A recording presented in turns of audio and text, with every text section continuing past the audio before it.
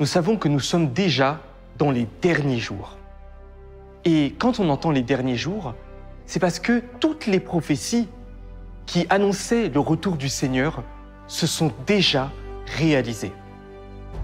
Alors, on doit se poser la question, de quelle manière le Seigneur reviendra pour nous sauver dans les temps de la fin? Nous savons qu'il y a beaucoup de prophéties qui parlent du retour du Seigneur. Et il est dit dans la Bible, « C'est pourquoi tenez-vous prêts, car le Fils de l'homme viendra à l'heure où vous n'y penserez pas. » Donc quand on entend ces paroles, ça veut dire que le Seigneur reviendra sous la forme du Fils de l'homme. Mais il y a encore une question qu'on doit se poser. Qu'est-ce que le Fils de l'homme?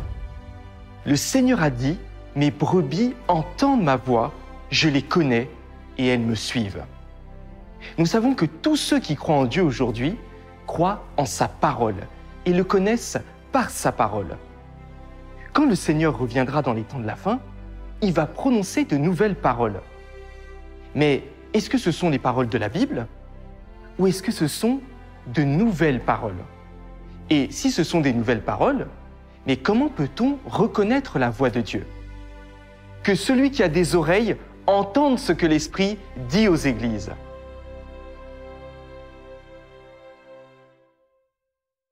Bonjour mes frères et sœurs. Aujourd'hui, on a un thème très intéressant. Comme vous pouvez le voir, je ne peux pas vous le cacher, le Seigneur est à la porte. Alors, quand vous entendez que le Seigneur est à la porte, qu'est-ce que vous ressentez? Certains pourraient être curieux. Certains pourraient se dire, le Seigneur est à la porte. Mais qu'est-ce que ce monsieur est en train de nous raconter? Alors, effectivement, je vais essayer de lier ça à une petite histoire pour que ça soit un peu plus compréhensible. Vous savez que quand vous attendez quelqu'un chez vous, eh bien, véritablement, il va y avoir quelques signes qui précèdent sa venue. Par exemple, si je dois me rendre demain chez mon frère qui est là, alors, tu peux être sûr que avant que j'arrive, je vais peut-être t'envoyer un message et puis tu sauras que, il est à la porte, il vient de m'envoyer un message. Ou peut-être que, tiens, j'ai entendu un petit peu de bruit et tu sauras que je suis là. Alors, de la même façon, quand on nous dit que le Seigneur est à la porte, ça veut dire que le Seigneur a envoyé quelques signes. Quelques signes que peut-être mon frère a vus déjà, peut-être que ma sœur aussi les a vus, peut-être que d'ailleurs tout le monde ici a déjà vu quelques signes qui nous amènent à penser effectivement que non de ça le Seigneur est à la porte, mais en plus, beaucoup de prophéties sur le retour du Seigneur se sont déjà accomplies. On ne parle plus des lunes de sang, on ne parle plus du retour d'Israël, parce que c'est des choses que tout le monde a déjà vues, même les incroyants.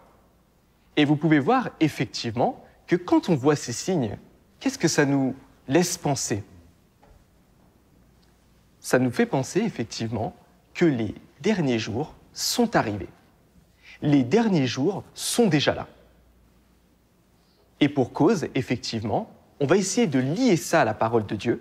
On va voir un petit peu que ces signes que le Seigneur a envoyés, ce n'est pas l'affaire d'un signe, ce n'est pas l'affaire de peut-être quelque chose qui s'est passé sur un an, mais ça fait déjà des années que nous voyons ces choses-là. Alors, on va essayer de réfléchir ensemble et surtout, on va essayer vraiment de méditer pendant qu'on lit la parole de Dieu, de réfléchir, se dire, mais autour de moi, qu'est-ce que je vois? Mon frère qui va sur Facebook, que vois-tu quand tu vas sur Facebook dans tes actualités? Mon frère qui est au fond, ou ma sœur qui est à côté, quand vous allumez la télé, que voyez-vous? Est-ce que ce sont que des belles scènes? Alors, on va essayer de lire le premier verset de la parole de Dieu et on va aller donc dans le livre de Matthieu. Alors, lorsqu'il se fut assis sur la montagne des Oliviers, ses disciples s'approchèrent de lui, à part, et dirent : « Dites-nous quand ces choses arriveront, et quel sera le signe de votre avènement et de la fin du monde ?» On va continuer la lecture. Voyons un peu ce que le Seigneur a répondu à ses disciples quand il a été effectivement questionné sur « Quand reviendras-tu » et quels sont les signes de la fin du monde. À ce moment-là, le Seigneur a répondu « En effet, on se dressera nation contre nation, royaume contre royaume, et il y aura des pestes, des famines et des tremblements de terre par endroits. Tout cela est le commencement des douleurs. » Je vais juste reprendre un petit passage. Le Seigneur a dit « Tout cela est le commencement des douleurs. » Donc mes frères et sœurs, voici quelques images qui peuvent aussi vous aider à mieux rentrer dans cette vision. Donc quand effectivement le Seigneur nous dit que toutes les choses que nous voyons aujourd'hui, que ce soit le terrorisme, que ce soit effectivement les discordes qu'il peut y avoir entre deux États, mais aussi dans nos familles. On peut voir effectivement, même sur nos lieux de travail, cette discorde existe également. L'humanité se déchire. L'iniquité est apparue dans les lieux saints. Et le Seigneur avait dit, quand vous verrez effectivement l'iniquité apparaître dans les lieux saints, c'est déjà un signe. Qui a vu l'iniquité apparaître dans les lieux saints, dans nos églises? Qui a vu effectivement du terrorisme frapper à sa porte? J'aimerais vous raconter une petite histoire. Effectivement, on a une sœur qui est au Congo et c'est une personne qui est très fervente. Elle a vraiment un vrai cœur et depuis quelque temps, elle n'arrive plus à suivre les échanges. On se connectait en ligne, on faisait quelques études bibliques, mais elle ne peut plus suivre avec les autres. Et qu'est-ce qui s'est passé?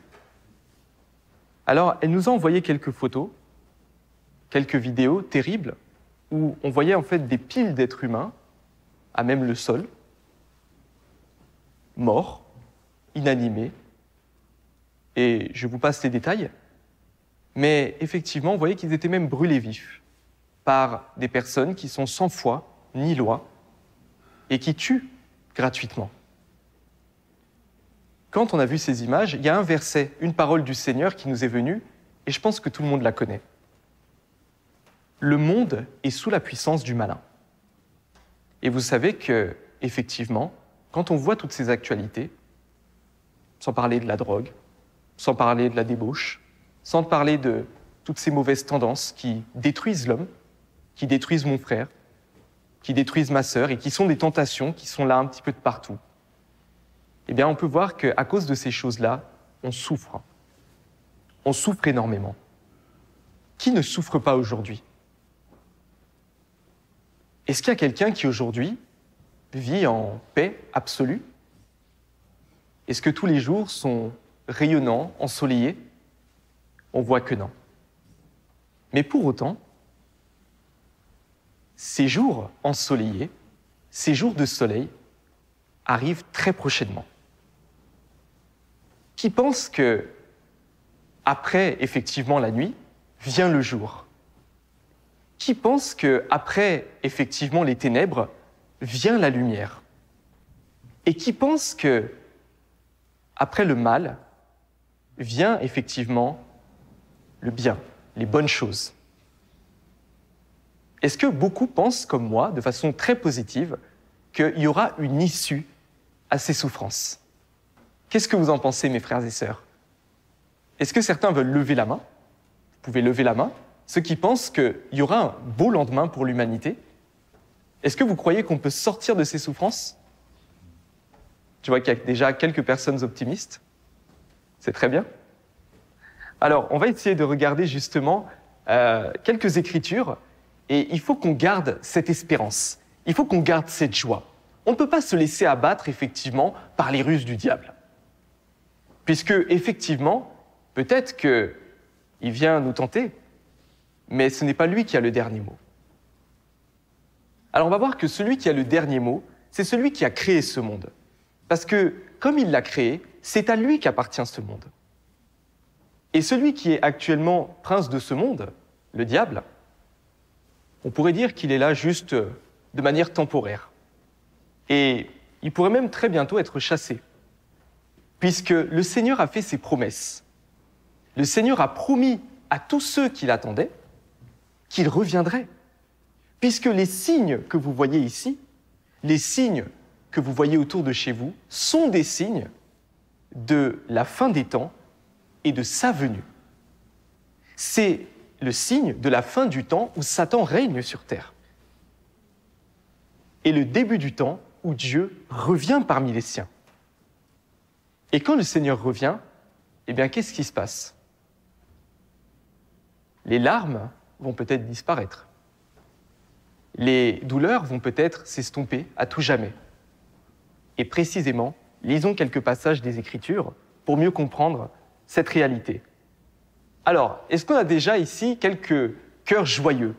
Est-ce qu'on a déjà quelques sourires ici qui se profilent dans l'annonce de l'attente, vraiment, de cette bonne nouvelle que le Seigneur nous donne? Regardez un petit peu ce qu'il nous a dit. Il essuiera toute larme de leurs yeux, et la mort ne sera plus. Et il n'y aura plus ni deuil, ni cri, ni douleur, car les premières choses ont disparu. Vous voyez ces belles scènes? C'est peut-être notre futur, c'est peut-être notre lendemain. Et précisément, le Seigneur a dit qu'il y aura un temps à venir, un temps qui n'est déjà plus très éloigné, où il va venir enlever toute la douleur et toutes les souffrances de l'humanité. C'est cette espérance que nous avons dans nos cœurs, et c'est ce qui nous permet d'avoir la foi. C'est ce qui nous permet de croire que le Seigneur, effectivement, est à la porte. Le Seigneur est sur le chemin du retour. Et pourquoi dit-on ça? Est-ce qu'on a des parents ici? Je sais qu'on a des enfants, on a des jeunes. Et on rend grâce à Dieu parce que la nouvelle génération aime le Seigneur. Amen pour la nouvelle génération. Amen, mes frères et sœurs. Amen. Alors, on sait effectivement que les parents sont là, nos anciens sont là, et ils savent vraiment que quand nos enfants, effectivement, affrontent des dangers ou sont dans des zones, effectivement, de perturbation, on veut tout de suite, effectivement, intervenir pour aller les retirer du bourbier, du mal. C'est tout à fait normal. C'est notre instinct et c'est dans nos cœurs. Et c'est ce qui prouve, effectivement, qu'on a ce cœur. On a ce cœur, effectivement, d'amour, et on cherche absolument à protéger ceux qu'on aime. Alors, ô combien plus notre Seigneur, qui est là avec nous, qui ne nous quitte jamais, ô combien plus le Seigneur, quand il voit cette humanité souffrir, quand il voit à quel point le mal règne, n'a-t-il pas envie de revenir chercher son Église? N'a-t-il pas envie de se réunir avec ses enfants? Alors, on va voir effectivement que le Seigneur, il a un plan. Le diable a un plan, mais Dieu a un plan. Et la sagesse de Dieu s'exerce sur les conspirations de Satan. Donc, au final, Dieu aura le dernier mot. Alors, mes frères et sœurs, est-ce qu'il y en a ici qui veulent découvrir le plan que Dieu a pour sauver l'humanité?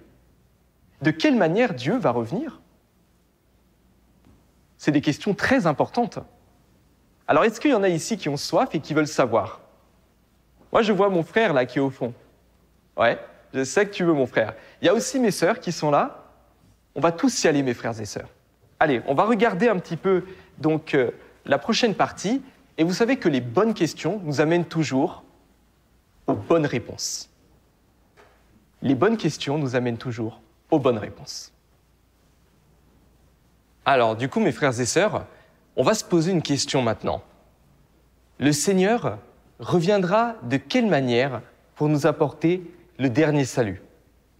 Ça, c'est une question qui est très importante parce que ça va nous permettre de voir clairement comment le Seigneur va revenir.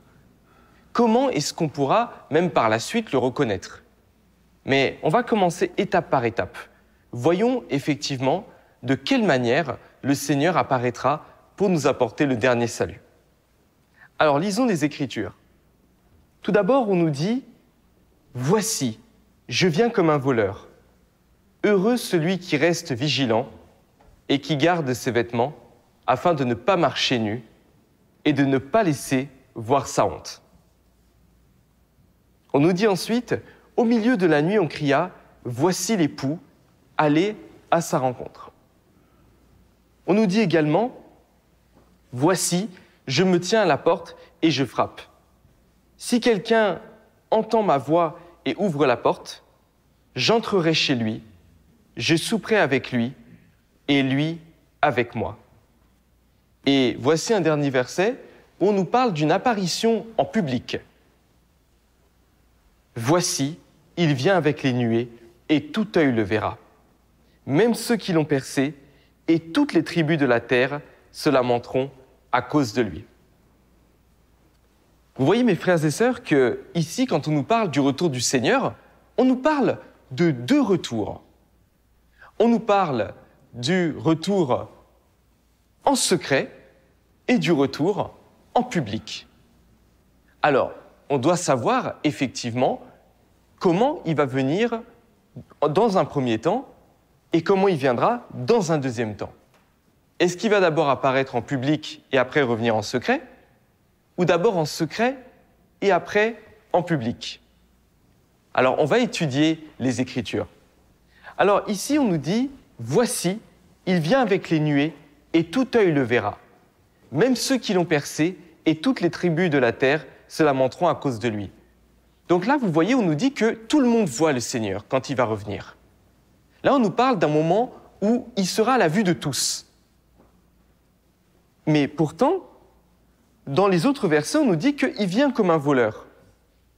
On dit même que « voici l'époux aller à sa rencontre ». Mais s'il apparaît aux yeux de tous, dans un premier temps, est-ce qu'il sera encore nécessaire de crier « voici l'époux aller à sa rencontre » ? Est-ce que ça sera encore nécessaire ? On voit que non. Parce que tout le monde le verra. Tout œil le verra. Donc à ce moment-là, il n'y aura plus besoin de crier « voici l'époux ». À ce moment-là, est-ce que les gens vont le rejeter ? Non. Et pourtant, on nous dit qu'il doit être rejeté par cette génération.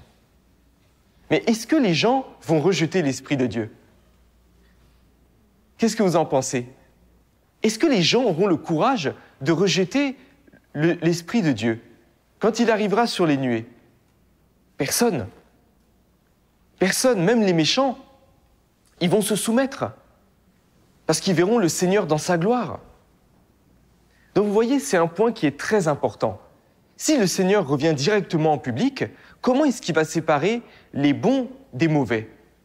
Comment est-ce qu'il va séparer les brebis des boucs, les bons serviteurs des mauvais serviteurs ? Comment est-ce possible ? On voit qu'à ce moment-là, il n'y aura pas de division possible. Tout le monde se soumettra. Et donc du coup, il n'y aura pas de division possible. On ne pourra pas voir clairement qui sont ceux qui croient vraiment en Dieu et qui sont ceux qui n'y croient pas. Donc on voit que l'hypothèse qui en viendrait en fait à croire que le Seigneur reviendrait effectivement d'abord sur les nuées n'est pas possible. Donc on voit que d'abord le Seigneur y revient effectivement en secret. Et il nous a dit « Voici, je viens comme un voleur ». Donc de quelle manière vient d'abord le Seigneur ? Il vient en secret. Et en secret, est-ce que le voleur, il va crier « Voici, je suis là, tout œil me voit » ? Non. Non. On voit que le voleur, il viendra de manière dissimulée. Et il viendra au milieu de la nuit. Ça veut dire que le Seigneur viendra pendant ces temps que nous vivons, qui sont des ténèbres. La nuit dont on nous parle ici n'est pas ce soir à 23h, ni demain à minuit, mais on nous parle véritablement d'un temps, d'une période qui est une ère qui est sous les ténèbres, sous la puissance du malin. Et on nous dit que c'est à ce moment-là que le Seigneur viendra comme un voleur. Et on voit que à ce moment-là, effectivement, des gens vont être témoins de son apparition. Et ils crieront « Voici l'époux, allez à sa rencontre ».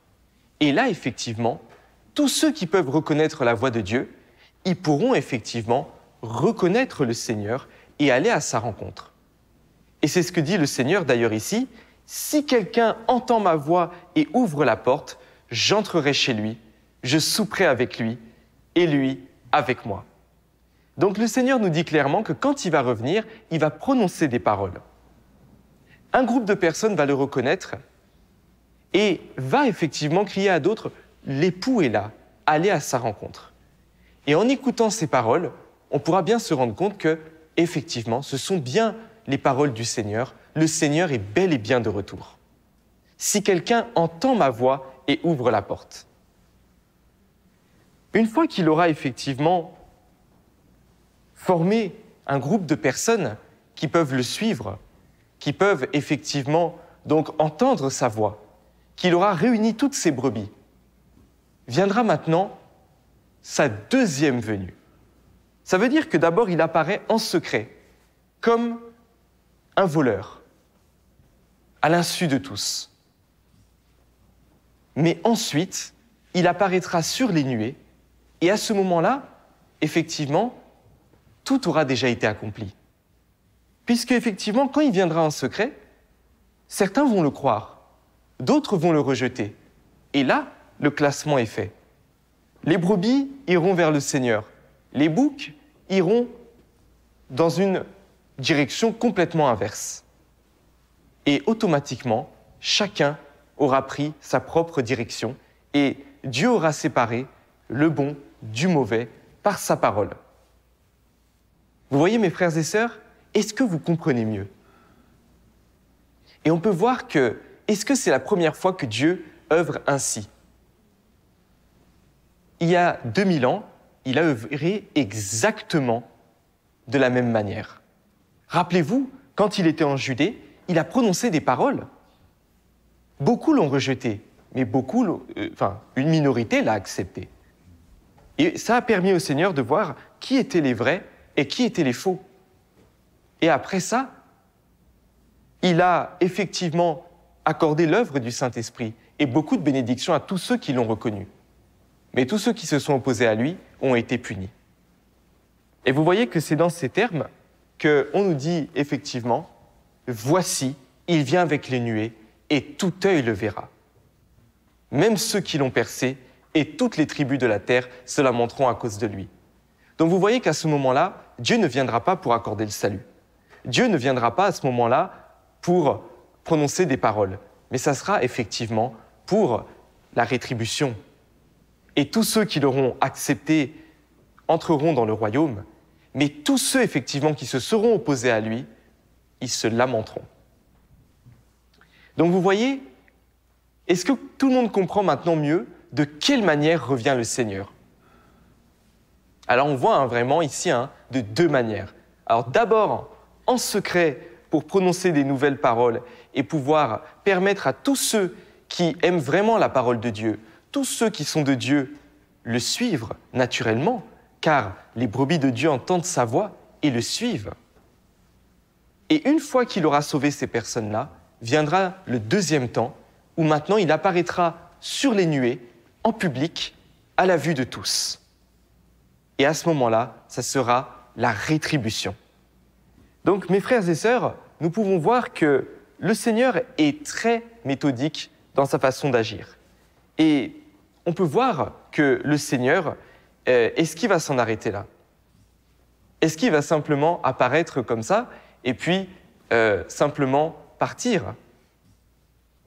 Il va venir, ça c'est certain. Mais sous quelle forme? Le Seigneur reviendra sous quelle forme? Alors ça, c'est une question qui est très importante.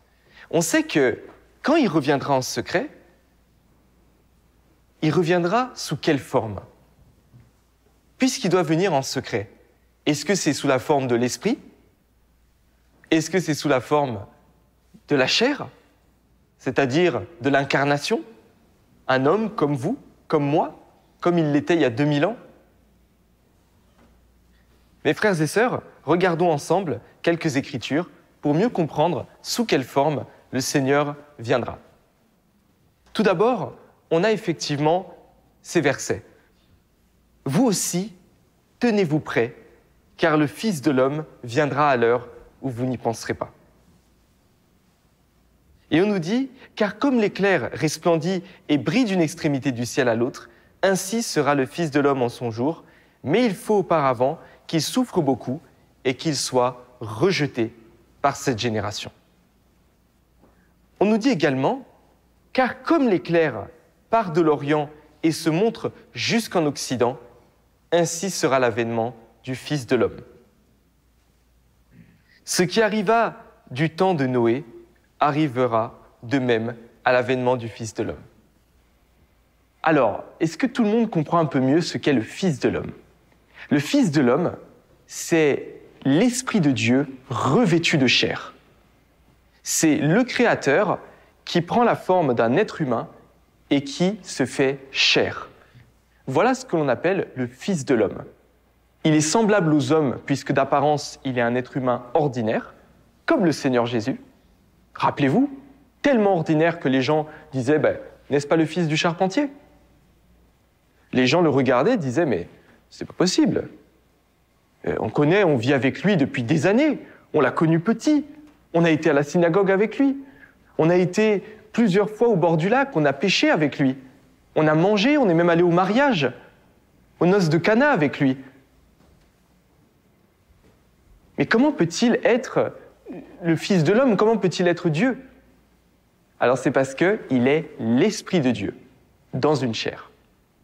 Et donc mes frères et sœurs, on va voir que ça nous ouvre les portes vers un mystère. Et ce mystère, c'est le mystère de l'incarnation de Dieu. Qu'est-ce que l'incarnation de Dieu? Alors, l'incarnation de Dieu. Qu'est-ce que l'incarnation de Dieu? L'incarnation de Dieu, c'est l'apparition de Dieu dans la chair. Je vais vous lire un petit passage, c'est très intéressant. Mes frères et sœurs, j'espère que tout le monde suit bien. On va voir un peu ce que c'est que l'incarnation. C'est une notion qui est très importante parce qu'à l'époque, les Juifs n'ont pas compris ce que voulait dire l'incarnation. Ils n'ont pas compris ce que voulait dire le Fils de l'homme. Donc quand ils ont vu le Seigneur, ils l'ont automatiquement condamné. Mais si on peut comprendre cette notion, on pourra vraiment voir la sagesse de Dieu. Alors l'incarnation, c'est l'apparition de Dieu dans la chair. Dieu œuvre parmi l'humanité dans l'image de la chair. Ainsi, pour que Dieu soit incarné, il doit d'abord être chair, une chair avec une humanité normale, c'est le prérequis le plus fondamental. En fait, l'implication de l'incarnation de Dieu est que Dieu vit et œuvre dans la chair et que Dieu, dans son essence même, devient chair, devient un homme. On va lire un deuxième passage. Or, le Dieu incarné ne peut pas jaillir d'une crevasse entre deux rochers, ni tomber du ciel. Il ne peut qu'être né dans une famille humaine normale. Sa vie incarnée et son œuvre peuvent être divisées en deux étapes. La première étape est la vie qu'il vit avant d'accomplir son ministère. Il vit dans une famille humaine ordinaire, dans une humanité tout à fait normale, obéissant aux mœurs et aux lois normales de la vie humaine. Ayant des besoins humains normaux, nourriture, habillement, sommeil, logement, des faiblesses humaines normales et des émotions humaines normales. En d'autres termes, durant cette première étape, il vit dans une humanité non divine, complètement normale, s'engageant dans toutes les activités humaines normales. La deuxième étape est la vie qu'il vit après avoir commencé à accomplir son ministère. Il demeure toujours dans l'humanité ordinaire, avec une enveloppe humaine normale, ne montrant aucun signe extérieur surnaturel. Pourtant, il vit purement pour son ministère. Et pendant cette période, son humanité normale existe entièrement afin de soutenir l'œuvre normale de sa divinité, car à ce moment-là, son humanité normale a mûri au point où il est en mesure d'accomplir son ministère. Ainsi, la deuxième étape de sa vie consiste à accomplir son ministère dans son humanité normale. Alors que c'est une vie à la fois d'humanité normale et de divinité complète. Vous voyez, mes frères et sœurs, ici nous avons la révélation en fait du mystère de l'incarnation. Tout à l'heure, on a posé une question, on a dit qu'est-ce que l'incarnation ? L'incarnation, c'est le fait que l'Esprit de Dieu se revête d'une chair humaine normale. C'est le Créateur, le Dieu puissant, maître des cieux et de la terre, qui change sa forme. Il passe de la forme de l'Esprit à la forme humaine. Vous voyez que Dieu se revête d'une chair humaine. L'Esprit de Dieu est caché dans une chair humaine et vient sur terre, parmi les hommes de sa création, pour prononcer des paroles, accomplir une œuvre et conduire l'humanité vers une nouvelle ère. Ça, effectivement, on parle bien de l'apparition de Dieu dans la chair, on parle bien de l'incarnation. Donc de façon concrète, c'est comme quand vous avez de l'eau, l'eau peut avoir plusieurs formes. L'eau peut être sous forme solide, mais elle peut être aussi sous forme liquide, mais elle peut encore être sous forme gazeuse. Mais peu importe la forme que l'eau peut avoir, elle a toujours la même essence, c'est de l'eau. Ça ne change pas, seule la forme change, mais son essence ne change pas. Alors pour Dieu, effectivement, c'est la même chose. Il est esprit, mais il peut aussi se faire homme. Et c'est pour ça que le Seigneur Jésus disait « Mais moi et le Père, nous sommes un ».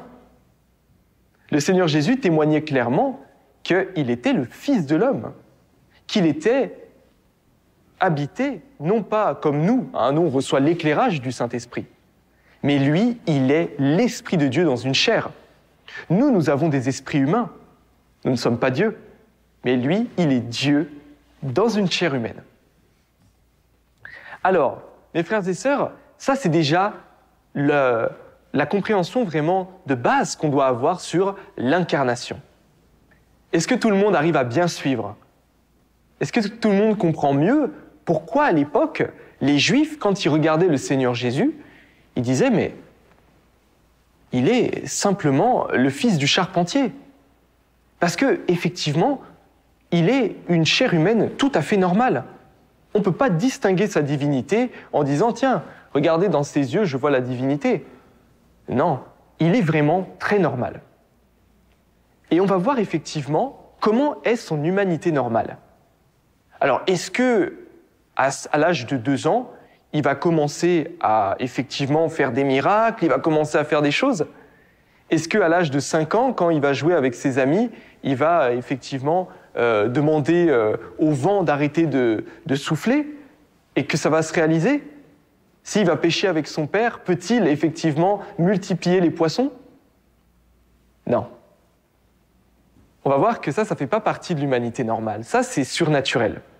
Mais on a dit qu'il est régi par l'humanité normale. Alors, qu'est-ce que l'humanité normale ? Ça veut dire que le Christ, il a besoin de s'habiller comme nous. Il a besoin de manger. Il a besoin de dormir. Il peut, comme nous, danser. Il peut, comme nous, avoir de la joie dans le cœur. Il peut, comme nous, apprendre de nouvelles compétences, apprendre un métier, apprendre une langue, apprendre à cuisiner. Il peut faire tout ce qu'un être humain ordinaire peut faire parce que ça fait partie de l'humanité normale. Vous voyez que le Seigneur Jésus, à l'époque, était allé à un mariage. Il était allé aux noces de Cana. Vous voyez également que le Seigneur Jésus, quand il a appris que Lazare était mort, il a pleuré. Il a pleuré. Il a ressenti de la tristesse parce qu'il aimait beaucoup Lazare. Vous voyez ? Donc, en réalité, nous voyons que l'humanité normale, c'est vraiment ces choses que tout être humain, comme vous, comme moi, on a en nous, puisque c'est ce que Dieu a établi pour les êtres humains. Donc lui-même se faisant chair, il ne déroge pas à la règle. Vous imaginez un être humain, effectivement, qui ne mange pas ou qui ne dort pas ou qui, effectivement, ne peut pas apprendre de choses mais connaît déjà tout depuis la naissance, ce n'est pas un être humain. Vous voyez, ce serait trop surnaturel. Donc vous voyez qu'il y a aussi un point qui est très important. L'humanité normale, il doit naître d'une personne humaine normale. Est-ce que le Christ peut tomber du ciel comme ça, ou venir conduit directement par une cigogne? Peut-il effectivement sortir des eaux? On voit que non. Le Christ, il doit naître d'une personne humaine normale. Et c'est là qu'on peut l'appeler le Fils de l'homme. Sinon, effectivement, ça ne serait pas normal. Vous imaginez quelqu'un qui sort de l'eau, il dit « voilà, je suis né ». Est-ce que ça serait possible? Alors, ce serait peu probable, n'est-ce pas? Mes frères et sœurs, qu'est-ce que vous en pensez? Est-ce que c'est possible que quelqu'un sorte des eaux comme ça et dise « voilà, je suis né, je suis le Christ, me voilà ». Non? J'espère que c'est non. Ça serait étonnant. Si jamais vous êtes témoin d'autre chose, il faut nous en parler, mais ça serait peu probable. Alors, mes frères et sœurs, on va voir maintenant l'autre composante, effectivement, du Christ. Alors, l'humanité normale, mais pas seulement. On a dit qu'il est différent de tous les autres êtres humains. Alors, ça veut dire qu'il a en lui la divinité. Alors, quand on parle effectivement de la divinité complète, ça veut dire qu'il a en lui, effectivement, il est l'Esprit de Dieu dans une chair. Donc ça fait que quand il mûrit comme un être humain ordinaire, va arriver un certain temps où il est assez mûr. Et quand il est assez mûr, à ce moment-là, il peut entreprendre l'œuvre de Dieu qu'il est venu faire sur terre. Et là commence son œuvre, et donc il est capable d'exprimer des paroles de vérité. La divinité qui était cachée en lui commence à se manifester. Donc il prononce des paroles, et les gens regardent, disent « mais d'où lui vient cette sagesse ?» C'est ce que disaient les gens à l'époque. Ils voyaient le Seigneur Jésus, ils disent « mais on a vécu tout ce temps avec lui. Il est fils d'un charpentier. Mais d'où lui vient cette sagesse ?» Les gens ne comprenaient pas. Et les gens disaient même « mais s'il continue à parler aux gens comme ça, mais tout le monde va le suivre. » Les pharisiens avaient peur. Ils disaient « mais comment est-ce qu'il peut être aussi brillant? D'où lui vient cette sagesse? Est-ce qu'il l'a apprise sur les bancs de l'école? Non. Est-ce qu'il l'a apprise dans un livre? Non. Alors, d'où lui vient cette sagesse? Elle lui vient effectivement directement de sa divinité, parce qu'il est l'Esprit de Dieu, dans une chair. Et donc, vous voyez qu'il y a un autre point très important, c'est qu'il est capable de faire l'œuvre de Dieu. Ça veut dire qu'il peut racheter l'humanité par sa crucifixion. Prenons n'importe quel apôtre, même Pierre qui a été crucifié. Est-ce que Pierre a pu racheter l'humanité? Non, parce qu'il n'a pas la divinité. On voit que le Seigneur Jésus, lui, il pouvait le faire, parce qu'il était Dieu lui-même. Il peut sortir l'humanité d'une ère, comme le Seigneur Jésus a sorti les hommes de la loi, et il les a fait rentrer dans la grâce. Pourquoi il en est capable et personne avant lui a été capable? Parce qu'il est Dieu lui-même et lui seul a l'autorité de conduire l'humanité dans une nouvelle ère. Et sans compter tous les miracles qu'il a faits. Il pouvait commander au vent, commander au flot, à la mer. Calme-toi, elle se calme. Il voit Lazare qui est mort. Il dit simplement Lazare, sors. Et voilà qu'un mort qui était déjà en décomposition revient à la vie. Mais comment expliquer ça? Alors on voit que c'est parce qu'il a la divinité en lui, la divinité complète. Et c'est ce qui fait que le Christ, vous voyez, a l'humanité normale et la divinité complète. Et vous voyez que l'incarnation de Dieu, ça ne peut pas être vous, ça ne peut pas être moi, ça ne peut pas être effectivement le président ou le gouverneur d'une nation, parce que nous n'avons pas la divinité en nous. Nous n'avons pas la divinité, nous sommes des êtres humains faits de chair, et nous n'avons qu'en nous un esprit humain. Donc vous voyez, nous, tout ce qu'on est capable de faire, c'est ce qu'un homme normal peut faire. La divinité n'est pas de notre domaine. Voilà, même si on reçoit l'éclairage du Saint-Esprit, on n'est pas l'Esprit de Dieu dans une chair. Donc l'incarnation, c'est bien le Créateur qui prend la chair hein, qui prend donc l'apparence effectivement d'une créature et qui fait son œuvre sur terre. J'espère que tout le monde a bien suivi, mes frères et sœurs. Alors, on va essayer d'approfondir un peu notre réflexion, parce qu'il y a un point qui est très important. On pourrait dire, bah oui, Dieu pourrait prendre n'importe quelle chair. Alors, est-ce que Dieu va prendre une chair pécheresse pour faire son œuvre? Est-ce que Dieu pourrait prendre n'importe quelle chair? Est-ce qu'il va prendre la chair de mon frère et dire, voilà, je m'incarne ici? Est-ce qu'il va prendre la chair du président et dire, bon voilà, je m'incarne sur le président? Est-ce que c'est ça l'incarnation? Non. L'incarnation, on va voir que c'est différent. La chair que Dieu prend n'est pas comme la nôtre.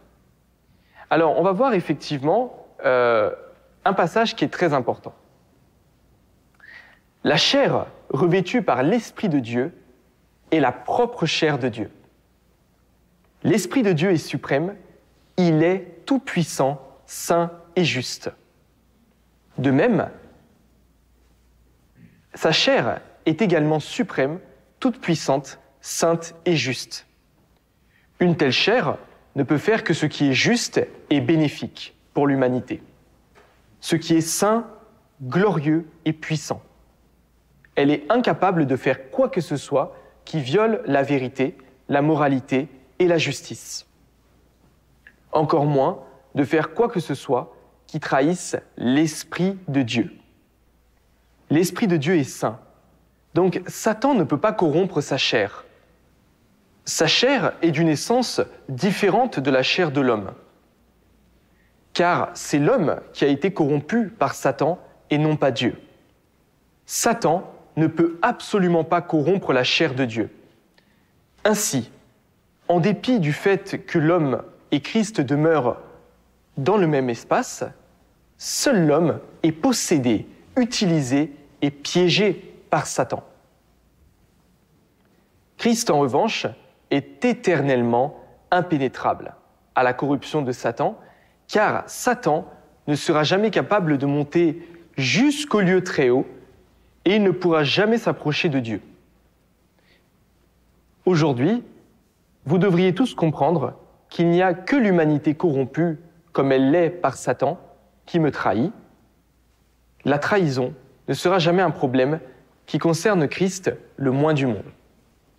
Alors, mes frères et sœurs, nous avons ici un point qui est très important. On voit qu'en réalité, il y a ici, je pense que c'est encore un mystère, on peut voir que Dieu fait chair, c'est vraiment différent de tout autre être humain ordinaire. Il a sa propre chair, une chair qui est sainte, une chair qui est sans péché, une chair qui a les mêmes caractéristiques que l'Esprit de Dieu. Il est tout-puissant. Vous voyez, le Seigneur Jésus, sa parole était remplie d'autorité. Vous voyez qu'effectivement, il était tout-puissant. Il pouvait accomplir des actes que les hommes ne pouvaient pas faire. Multiplier les pains, les poissons. Quel homme avait cette capacité? Personne. Vous voyez qu'effectivement, il est saint. Ça veut dire que Satan ne peut pas corrompre sa chair. Il est incorruptible par le péché. Alors que l'homme, lui, c'est-à-dire vous, moi, même les apôtres des temps anciens, même les saints des temps passés, toutes ces personnes étaient corruptibles et étaient corrompues par Satan. Ils étaient des pécheurs. Et c'est ce que le Seigneur disait, il est venu sauver des pécheurs. Mais lui-même, il n'était pas un pécheur. Lui, il peut obéir à la volonté du Père jusqu'à la mort. Quand il a été dans le jardin de Gethsémani, quand il a vu effectivement qu'il allait devoir payer un grand prix pour sauver l'humanité, il a prié Dieu, non pas ce que je veux, mais ce que tu veux. Et il a été prêt à se sacrifier pour l'homme, sacrifier pour faire la volonté du Père. Mais voyez que quand l'homme fait face à la mort, quand l'homme fait face à des circonstances extrêmes, on a beaucoup de mal à nous-mêmes, effectivement, payer ce prix et se sacrifier à mort pour Dieu. Vous voyez que c'est totalement différent. Et vous voyez que les apôtres, à l'époque, il y en a beaucoup, quand ils ont effectivement attrapé le Seigneur, beaucoup ont commencé à se dissimuler, beaucoup ne se sont plus autant manifestés. Non pas parce qu'ils étaient lâches, mais parce que c'est la faiblesse de la chair. Et vous voyez que c'est notre faiblesse humaine normale. Mais le Christ n'a pas cette faiblesse-là. Il peut effectivement aller jusqu'au bout et faire la volonté du Père. Même s'il peut ressentir la faiblesse, il ira jusqu'au bout. Mais nous, on choisira de trahir Dieu. Vous voyez, Pierre avait renié le Seigneur. Pourtant, il l'aimait. Donc vous voyez que c'est totalement différent. Alors, on va prendre un exemple, effectivement, pour terminer sur ce point. Vous voyez que la différence entre le Dieu incarné et nous, c'est que notre essence n'est pas la même. Le coq a l'essence du coq. Il fera ce que le coq est capable de faire. Mais jamais le coq pourra s'élever en haute altitude et puis faire ce que fait l'aigle. Vous voyez? Parce que le coq est le coq. L'aigle est l'aigle. Et de la même façon, Dieu est Dieu et l'homme est l'homme. Donc vraiment, vous voyez, ça c'est très important. Donc Dieu, il a sa propre chair qui est incorruptible par les forces de Satan et par le péché. Et d'ailleurs, Satan avait essayé de tenter le Seigneur Jésus, mais il n'a jamais réussi. Et je pense que maintenant, tout le monde comprend mieux pourquoi, mes frères et sœurs. Rendons grâce à Dieu. Est-ce que tout le monde est avec moi? Est-ce que ça va? Vous arrivez à bien suivre, mes frères et sœurs? Amen. Très bien. Alors tout à l'heure, on a dit quelque chose. On a dit vraiment, c'est en se posant les bonnes questions qu'on peut avoir les bonnes réponses. Alors on va continuer à se poser une bonne question, mais avant, j'ai une petite image à vous montrer. Alors cette image, je l'aime beaucoup. Ça va un petit peu résumer ce qu'on a déjà vu. Donc, avant de passer au point suivant, on sait que le Christ, effectivement, il est venu la première fois, il a eu une naissance normale, et il était capable d'avoir à la fois son humanité normale et sa divinité complète. Et dans les derniers jours, le Christ viendra pour la seconde fois, et donc du coup, il naîtra de nouveau, et il grandira à nouveau.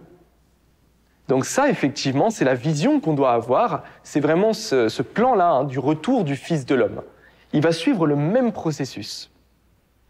Alors, maintenant, mes frères et sœurs, on a dit qu'on veut se poser les bonnes questions pour avoir les bonnes réponses. Donc, on va se poser les bonnes questions pour avoir les bonnes réponses.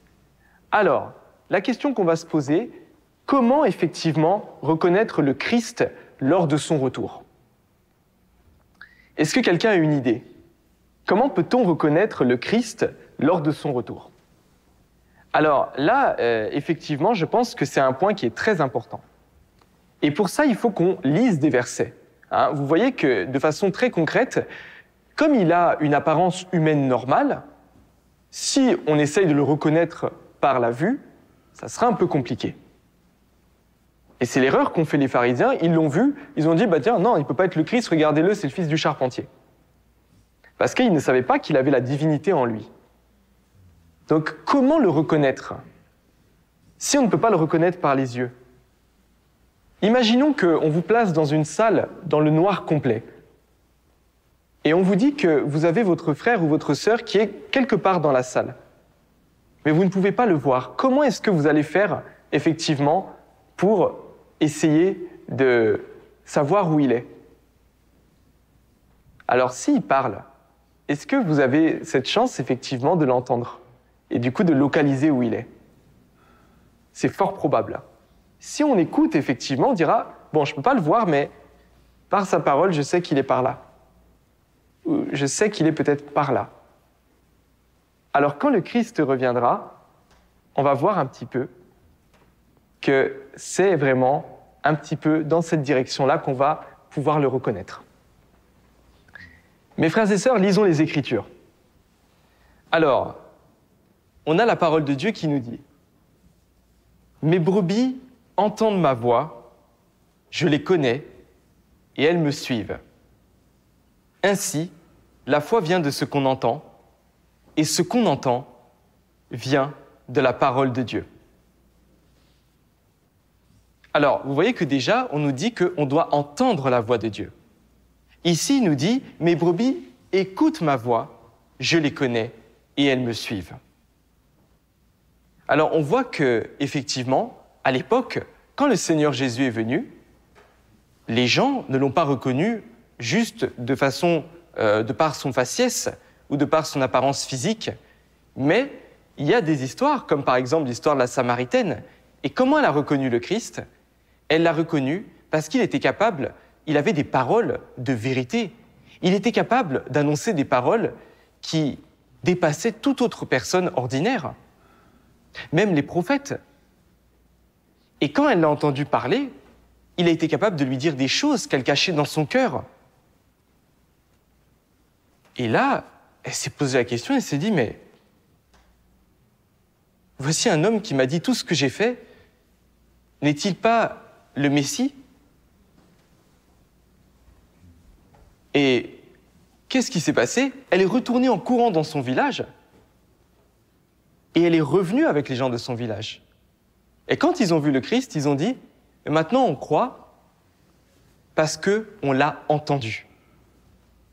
Vous voyez qu'ils n'ont pas dit qu'ils ont cru parce qu'ils l'ont vu, mais parce qu'ils l'ont entendu.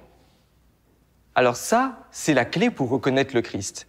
Comme il est Dieu, il a l'autorité et dans ses paroles, il prononce directement les paroles de Dieu. Ce n'est pas les paroles d'un homme, comme vous, comme moi. Est-ce que c'est les paroles d'un président? Est-ce que ce sont les paroles d'un Premier ministre? Ou peut-être d'un grand homme de ce monde? On voit que non. Ce sont les paroles de Dieu lui-même. Alors, on va voir qu'il nous donne encore des détails supplémentaires. On doit reconnaître sa voix. Mais où se trouvent ces nouvelles paroles? Il y a bien un endroit où se trouvent ces nouvelles paroles. Sa voix ne peut pas descendre du ciel, n'est-ce pas, mes frères et sœurs? La voix de Dieu ne peut pas sortir comme ça d'un mur. Mais sa voix est exprimée dans ses paroles. Donc, on doit essayer de voir où sont ces nouvelles paroles. Alors, la parole de Dieu, effectivement, nous répond à cette préoccupation. Il répondit, « Va, Daniel, car ces paroles seront tenues secrètes et scellées jusqu'au temps de la fin. Plusieurs seront purifiés, blanchis et épurés. Les méchants feront le mal, et aucun des méchants ne comprendra.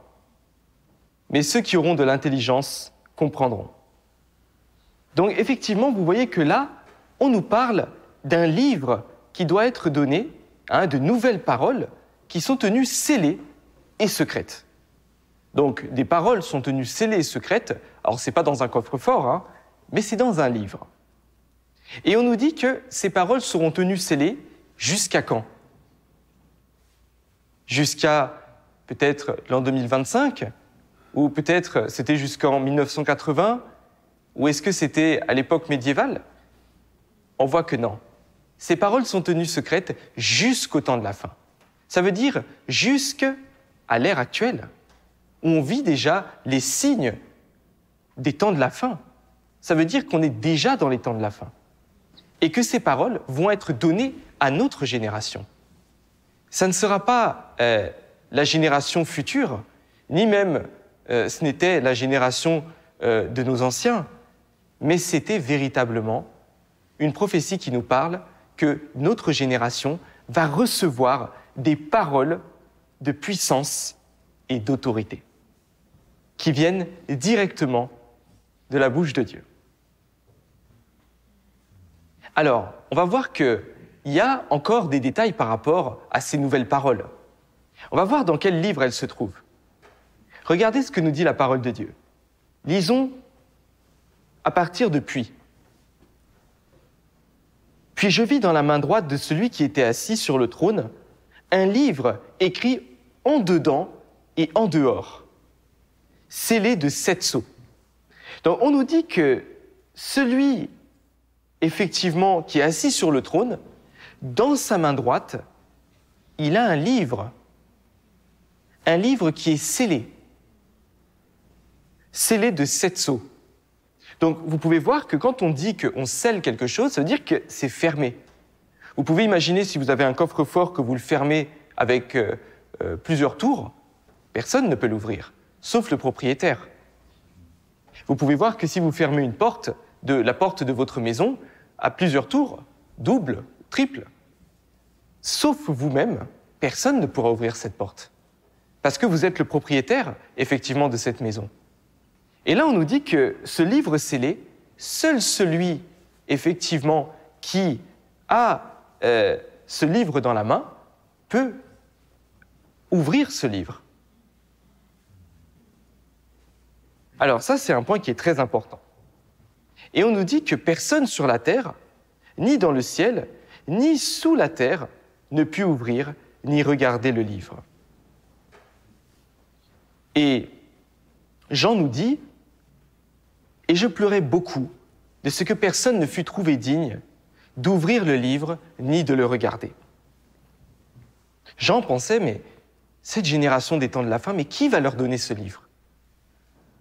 Il est dans la main de Dieu, mais personne ne peut l'ouvrir. Mais qui va donner ce livre à la génération des temps de la fin? » On nous dit que personne sur la terre, ni sous la terre, ni dans le ciel ne peut l'ouvrir. Donc aucun ange, aucun corps spirituel. On nous dit que personne sur la terre. Donc est-ce qu'un homme a pu ouvrir ce livre aujourd'hui? C'est impossible, puisque personne sur la terre n'a pu ouvrir ce nouveau livre.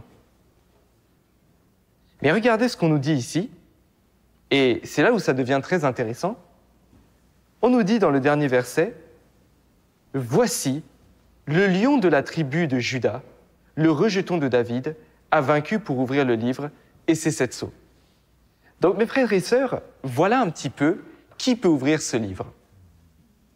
Est-ce que c'est le président d'un pays? Est-ce que c'est un grand chef religieux? On voit que non. C'est le lion de la tribu de Juda. Et le lion de la tribu de Juda, c'est qui? C'est le Seigneur Jésus. Et on nous dit que lui seul peut ouvrir le livre et le regarder. Seul le lion de la tribu de Juda peut ouvrir le livre et le regarder. Et donc ça veut dire que seul le Seigneur Jésus peut amener ce livre à l'humanité et l'ouvrir, le livrer directement à l'humanité et délivrer toutes les paroles qui sont dans ce livre. Alors mes frères et sœurs, qu'est-ce que nous voyons ici? Nous voyons que dans les temps de la fin, le Seigneur Jésus va directement apporter des nouvelles paroles à l'humanité. Et ça, véritablement, c'est une réalité. Alors, maintenant, la question qu'on doit se poser, c'est ce livre, est-ce qu'il est déjà arrivé sur Terre ou est-ce qu'il n'est pas encore arrivé sur Terre? Est-ce que ce livre, il s'agit de la Bible ou est-ce qu'il s'agit d'un autre livre? S'il s'agit de la Bible, alors forcément que ce livre est déjà ouvert. Mais là, regardez, on nous a dit que personne sur la terre ne peut l'ouvrir ni le regarder. La Bible est ouverte depuis 1700 ans, donc personne ne peut ouvrir ce nouveau livre. Donc ce livre ne peut pas être la Bible. Et c'est tout à fait normal. Le Seigneur va apporter des nouvelles paroles. Donc on peut voir qu'à l'époque, quand le Seigneur Jésus est venu, est-ce que les paroles qu'il a prononcées étaient dans l'Ancien Testament? Est-ce que les paroles du Seigneur Jésus étaient dans l'Ancien Testament? On voit que non. Et c'était tout à fait normal. Dieu ne peut pas apporter des paroles dans un ancien livre. Je pense que vous connaissez la parabole des outres et la parabole, effectivement, des vieux vêtements. On ne peut pas mettre un vieux vêtement sur un nouveau vêtement sur un vieux vêtement. Mais forcément, il y aura effectivement 2 vêtements distincts, l'ancien et le nouveau. Donc de la même façon, le Seigneur apportera des nouvelles paroles dans un nouveau livre, dans les temps de la fin. Donc ça, c'est un point très important. Et vous savez, c'est comme un écrivain. Un écrivain, s'il écrit un nouveau livre, alors ce livre ne sera pas son ancien livre, mais ce sera un nouveau livre, un livre supplémentaire. Donc maintenant, ça nous amène à comprendre que le Seigneur va prononcer des paroles puissantes qui vont purifier, blanchir un groupe de personnes dans les derniers jours, les sanctifier complètement. Ça, c'est la promesse du Seigneur. Et la parole de Dieu est fidèle. Et on sait que ces paroles vont être prononcées dans un nouveau livre que le Seigneur Jésus va amener à l'humanité. Maintenant, on doit effectivement voir que notre question, c'était de savoir comment peut-on reconnaître le Dieu incarné? Par ces nouvelles paroles, ça c'est sûr.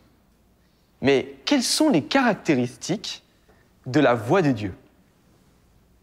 Alors, la voix de Dieu, elle a des caractéristiques qui sont très précises.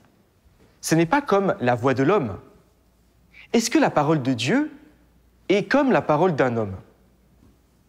Quand le Seigneur Jésus disait « Le ciel et la terre passeront, mais mes paroles ne passeront point », est-ce qu'il y a un homme sur terre qui peut dire « Le ciel et la terre passeront, mais mes paroles ne passeront pas » Est-ce que vous connaissez un président qui a une telle autorité? Est-ce que vous connaissez un homme, quelle que soit l'époque ou le siècle, qui peut dire de telles choses? Est-ce que Moïse a été capable de dire de telles choses? On voit que non. Pourquoi? Parce que seul Dieu a l'autorité.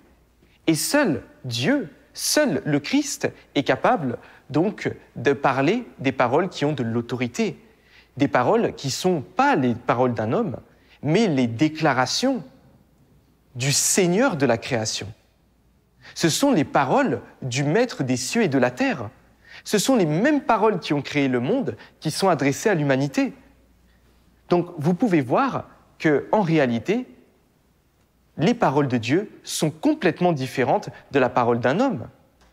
Nous, on exprime nos connaissances, on exprime nos expériences, notre savoir. Mais qu'est-ce que Dieu exprime?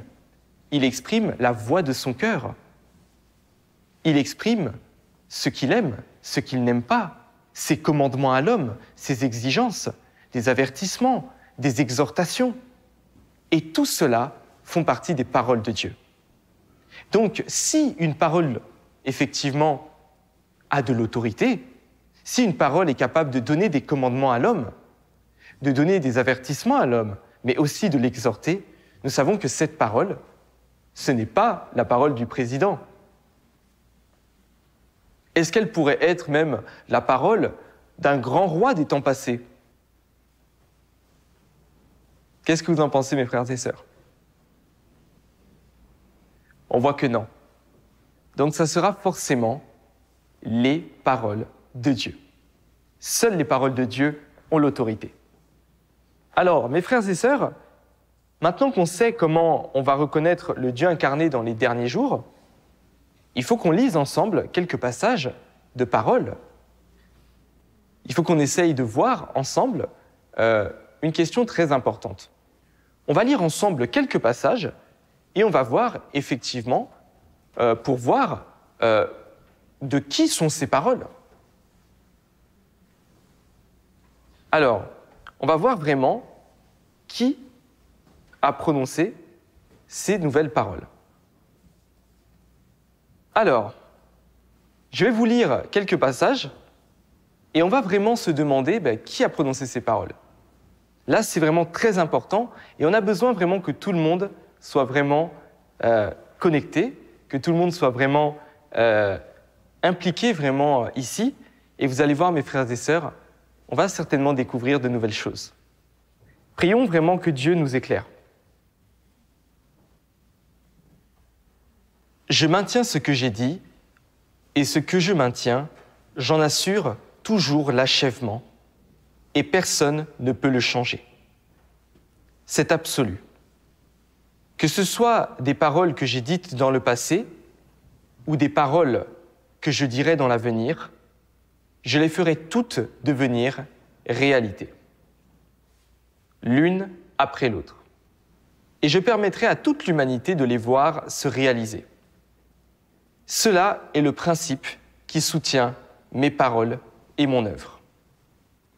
Pour tout ce qui se produit dans l'univers, j'ai toujours le dernier mot. Y a-t-il quelque chose qui ne soit pas dans mes mains? Tout ce que je dis est accompli, et qui parmi les êtres humains peut changer ma pensée? Serait-il possible que ce soit l'alliance que j'ai établie sur la terre? Et rien ne peut empêcher mon plan de progresser. Je suis tout aussi présent dans mon œuvre que dans le plan de ma gestion. Qui parmi les êtres humains peut s'immiscer? N'est-ce pas moi qui ai personnellement fait ces arrangements? L'entrée dans ce domaine, aujourd'hui, ne s'écarte pas de mon plan ni de ce que j'ai prévu. Cela a été tout déterminé par moi il y a longtemps. Qui parmi vous peut imaginer cette étape de mon plan? Mon peuple écoutera assurément ma voix, et chacun de ceux qui m'aiment sincèrement retournera assurément devant mon trône. Je répandrai ma fureur sur ces nations, promulguerai ouvertement mes décrets administratifs dans tout l'univers et imposerai un châtiment à quiconque les violera.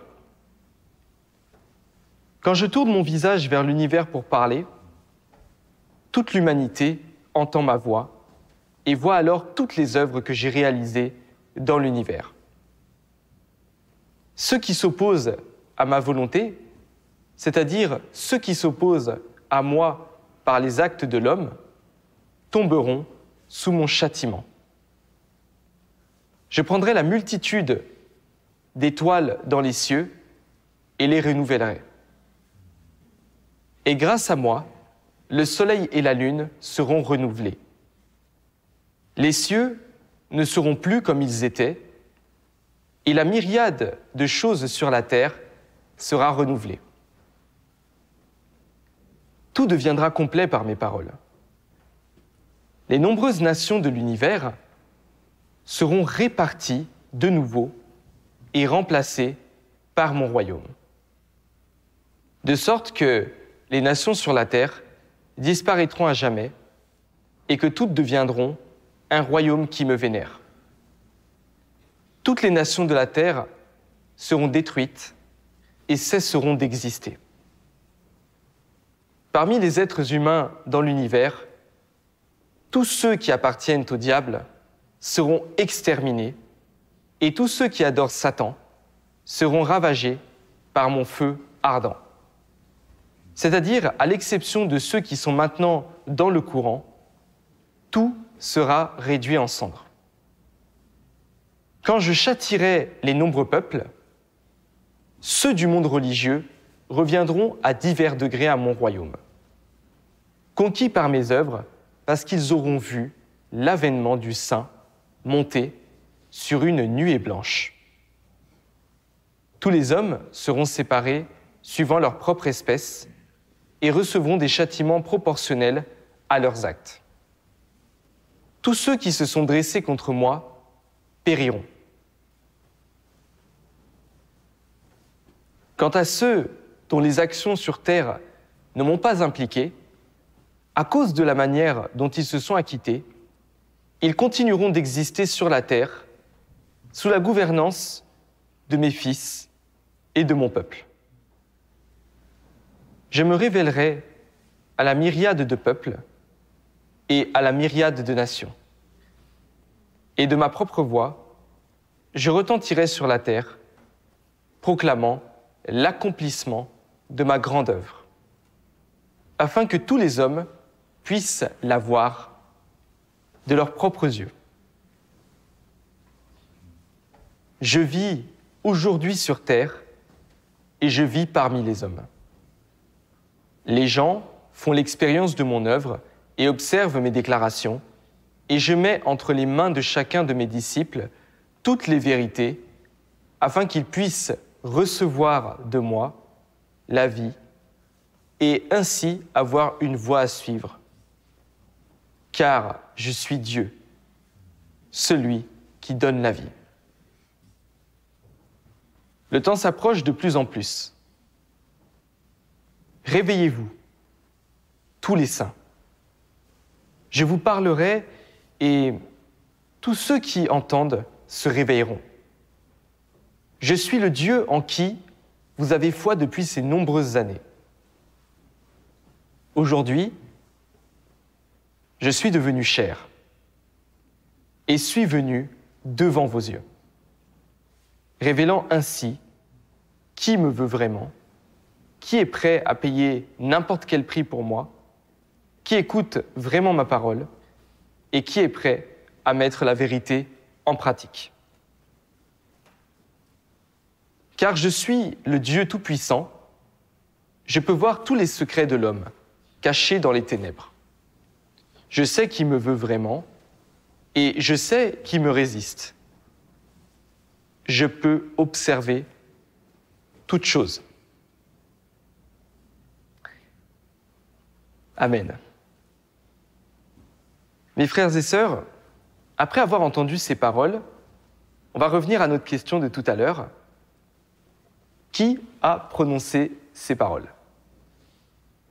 Est-ce que nous avons des frères et sœurs ici qui savent effectivement qui a prononcé ces paroles? Est-ce que c'est la parole effectivement du président? Est-ce que c'est la parole d'un grand homme des siècles passés? Est-ce que c'est un grand discours humain? Ou est-ce qu'on y voit la parole de Dieu? Est-ce qu'on y voit l'autorité? Est-ce qu'on a l'impression que c'est le Créateur qui s'adresse à toute l'humanité? Alors, on va lire quelques passages et on va essayer de voir un petit peu, de façon concrète, si c'est effectivement le Créateur qui parle à l'humanité. Il dit ici que ce soit les paroles que j'ai dites dans le passé ou des paroles que je dirai dans l'avenir, je les ferai toutes devenir réalité l'une après l'autre. Et je permettrai à toute l'humanité de les voir se réaliser. Alors, qui peut dire effectivement que les paroles qu'il a prononcées dans le passé ou les paroles qu'il va prononcer dans l'avenir, il fera en sorte que toutes se réalisent? Ça nous fait penser à ce qu'avait dit le Seigneur Jésus. Le ciel et la terre passeront, mais mes paroles ne passeront pas. Est-ce qu'on ne sent pas la même autorité ici? Très précisément, on voit encore une autre parole qui vraiment nous montre encore que ces paroles-là sont peut-être les paroles de Dieu. Tout ce que je dis est accompli, et qui parmi les êtres humains peut changer ma pensée? Il nous dit encore ici, « Mon peuple écoutera assurément ma voix, et chacun de ceux qui m'aiment vraiment retournera sincèrement et assurément devant mon trône. » Mon peuple écoutera assurément ma voix, et chacun de ceux qui m'aiment sincèrement retournera assurément devant mon trône. Qui est capable de dire que son peuple écoutera sa voix et reviendra devant son trône? Est-ce que vous connaissez un grand roi, un monarque de ce monde, qui pourrait dire que le peuple de son pays va venir devant son trône parce qu'il a reconnu sa voix? Est-ce qu'un homme peut dire de telles paroles? On voit que non. Et ça nous rappelle ce que le Seigneur Jésus disait. « Mes brebis entendent ma voix, je les connais, et elles me suivent. » On y retrouve là encore la même autorité. C'est étrange. On lit des paroles qui sont nouvelles, et elles ont l'autorité du Seigneur Jésus. Alors, ces paroles ne seraient-elles pas les paroles de Dieu? Est-ce que ces paroles sont les paroles du Créateur? Lisons encore quelques passages. « Tout deviendra complet par mes paroles. Les nombreuses nations de l'univers seront réparties de nouveau et remplacées par mon royaume. » Qui peut dire qu'il va rendre tout complet par ses paroles? Qui peut dire que les nations de l'univers seront réparties de nouveau et remplacées par son royaume? Personne ne peut dire ça. À part Dieu, personne ne peut le dire. Et il nous dit ici encore, « Aujourd'hui, je suis devenu chair et suis venu devant vos yeux, révélant ainsi qui me veut vraiment, qui est prêt à payer n'importe quel prix pour moi, qui écoute vraiment ma parole et qui est prêt à mettre la vérité en pratique. Car je suis le Dieu Tout-Puissant, je peux voir tous les secrets de l'homme cachés dans les ténèbres. Je sais qui me veut vraiment et je sais qui me résiste, je peux observer toutes choses. » Et il nous dit, « Aujourd'hui, je suis devenu chair et suis venu devant vos yeux. » Mes frères et sœurs, quand on écoute ces paroles, on peut être sûr que ce sont effectivement des paroles de Dieu. Et si ce sont des paroles de Dieu, qu'est-ce que ça veut dire? Alors on va prendre un petit exemple. On va prendre l'exemple d'un cuisinier. Donc c'est un grand cuisinier et lui seul sait cuisiner effectivement un plat que vous aimez particulièrement. Prenons mon frère qui est là avec moi. Alors mon frère, imaginons que effectivement ce chef cuisinier, lui seul est capable effectivement de cuisiner un plat. Et lui seul est capable de le faire, personne d'autre ne peut le faire. Et donc ce cuisinier, il est parti. Ça fait très longtemps. Mais aujourd'hui, quand tu rentres chez toi, après le travail, tu t'installes et tu retrouves le même plat que seul ce cuisinier peut faire. Donc, qu'est-ce que ça veut dire? Si le plat que seul ce cuisinier peut faire est là, alors ça veut dire que le cuisinier est déjà là. Ça veut dire qu'il est revenu. Sinon, le plat ne pourrait pas être là. Et de la même façon, si les paroles qu'on a entendues sonnent tout simplement comme les paroles de Dieu et les mêmes paroles du Seigneur Jésus, mais c'est parce que ce sont ses propres paroles et parce que le Seigneur Jésus, que nous attendions depuis longtemps, est déjà revenu. Mes frères et sœurs, le Seigneur Jésus est déjà revenu. Alors mes frères et sœurs, on va voir un petit peu ensemble, on va rester dans cette ambiance de joie, cette ambiance de retrouvailles avec notre Seigneur, et on va voir ce qu'il a accompli. Alors, je vais vous lire quelques passages, et vous allez voir que c'est très concret. Alors, dans les derniers jours, Dieu est revenu dans la chair pour exprimer sa parole et réaliser son œuvre parmi les hommes. Il est venu cette fois-ci comme Dieu Tout-Puissant incarné. De par son apparence extérieure, Dieu Tout-Puissant semble être juste une personne ordinaire, vivant concrètement en compagnie des hommes. Vivant parmi eux et participant à leur vie, il exprime la vérité selon les besoins de l'homme et réalise l'œuvre du jugement en commençant par la maison de Dieu. En faisant l'expérience de l'œuvre de Dieu Tout-Puissant, nous avons entendu les paroles de Dieu Tout-Puissant, de nos propres oreilles. Nous avons pu le voir dévoiler les mystères du plan de gestion de Dieu de nos propres yeux.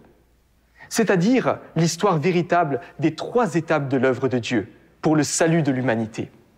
L'objectif du plan que Dieu a conçu, le mystère de l'incarnation et la manière dont Satan corrompt l'humanité. La substance et la vérité de la corruption de l'homme par Satan.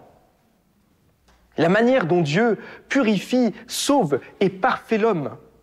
La signification et l'objectif de l'œuvre du jugement de Dieu, qui aime et qui il aime et qui il maudit, qui sera sauvé, qui sera détruit. La destination de l'homme, la fin de tous les types d'hommes et la manière dont le royaume de Dieu sera réalisé sur terre. Entre autres, qui parmi toute l'humanité est capable d'exprimer la vérité et la voix de Dieu? Qui, mes frères et sœurs? Personne. Qui parmi les hommes peut concrètement réaliser l'œuvre de purification et de salut de l'humanité? Personne. Qui parmi les hommes peut permettre à l'homme corrompu d'être parfait et de devenir celui qui connaît et obéit à Dieu en faisant l'expérience de ses œuvres? Qui? Personne. Parmi les hommes, personne n'en est capable. Il n'y a personne. Personne. Seul Dieu Tout-Puissant est capable de réaliser une telle œuvre concrète. Amen. Dieu Tout-Puissant est la manifestation du Sauveur du monde. Il est le Dieu incarné concret. Seul Dieu Tout-Puissant peut sauver l'humanité et offrir à l'humanité une belle destination. Rendons grâce à Dieu, mes frères et sœurs. Est-ce qu'on peut avoir des Amen, des cris de joie, des Amen, mes frères et sœurs?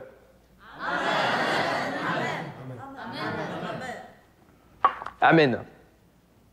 Alors, mes frères et sœurs, effectivement, le Seigneur Jésus est revenu et il a prononcé de nouvelles paroles. Comment l'homme doit obéir à Dieu? Comment l'homme peut devenir une personne honnête? Comment l'homme peut établir une relation normale avec Dieu? Toutes ces choses ont été révélées pour nos pratiques. Mais il a également révélé des mystères encore plus profonds. Le mystère de la gestion de Dieu. Comment Dieu sauve l'homme étape par étape depuis les temps de la création jusqu'à aujourd'hui. Comment il tire l'homme des mains de Satan. Comment Satan nous corrompt. Comment effectivement les différents péchés émanent de l'homme à travers notre corruption. Comment toute cette corruption est en nous. Il révèle chacun de ces états corrompus pour que nous puissions nous en libérer. Et c'est ce qu'il avait dit, vous connaîtrez la vérité et la vérité vous affranchira. Tout le monde sera libéré de la corruption, tout le monde sera libéré du péché à terme. Mais pour ça, il faut qu'on suive les nouvelles paroles de Dieu. Il a révélé également d'autres mystères, la destination finale de l'humanité. Il a révélé effectivement qui sera sauvé, qui sera détruit, qui entrera au royaume des cieux et qui sera finalement puni et rejeté. Il a révélé effectivement aujourd'hui comment il accomplit l'œuvre du jugement qui commence par la maison de Dieu. Il est venu pour accomplir cette œuvre qui avait été prophétisée depuis les temps anciens. Il y a plus de 200 passages dans la Bible qui parlent de l'œuvre du jugement qui commencera par la maison de Dieu. Et la maison de Dieu, qu'est-ce que c'est? C'est l'Église, c'est vous, c'est moi, c'est mon frère, c'est ma sœur. Et le jugement, aujourd'hui, est fait par sa parole. Il prononce tellement de paroles, des milliers de millions de paroles. Et où sont ces paroles? Où est-ce que nous pouvons trouver ces nouvelles paroles? On a parlé d'un livre secret que Dieu avait dans sa main, et que personne ne pouvait ouvrir. Mais le Rédempteur est revenu. Le Rédempteur a apporté ce livre. Et découvrons également ce livre. Les nouvelles paroles de Dieu sont principalement enregistrées dans le livre « La parole apparaît dans la chair ». Voici le nouveau livre, les nouvelles paroles de Dieu, la Bible de la nouvelle ère. Le livre où sont recueillies toutes les paroles de Dieu. Le livre scellé de 7 sceaux. Les paroles qui avaient été prophétisées depuis les temps anciens. Les voilà pour nous dans le livre « La parole apparaît dans la chair ». Et c'est dans ce livre que sont effectivement enregistrées la plupart des nouvelles paroles du Seigneur Jésus. Et il a révélé encore beaucoup d'autres choses. Il y a ce livre, mais il y en a encore beaucoup d'autres. Le Seigneur est fidèle. Et le Seigneur, aujourd'hui, nous a apporté la vérité, le chemin et la vie pour pouvoir rentrer dans le royaume et sortir de ce monde de souffrance. Mes frères et sœurs, voici le chemin, la vérité et la vie. La parole apparaît dans la chair. La Bible de la nouvelle ère. Mes frères et sœurs, aujourd'hui, ces paroles sont là pour nous. Le rouleau qui avait été prophétisé dans l'Apocalypse a été ouvert.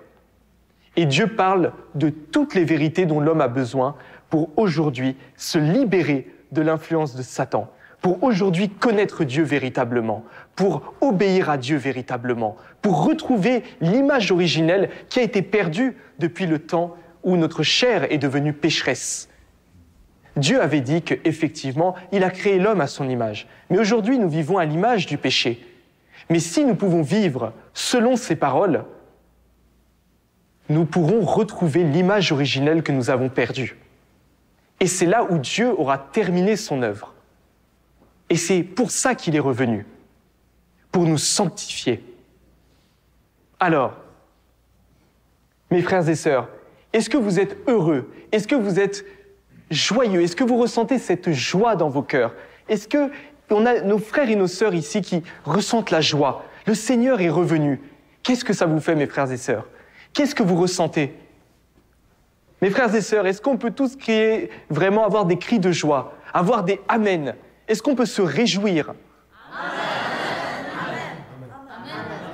Amen. Grâce à Dieu.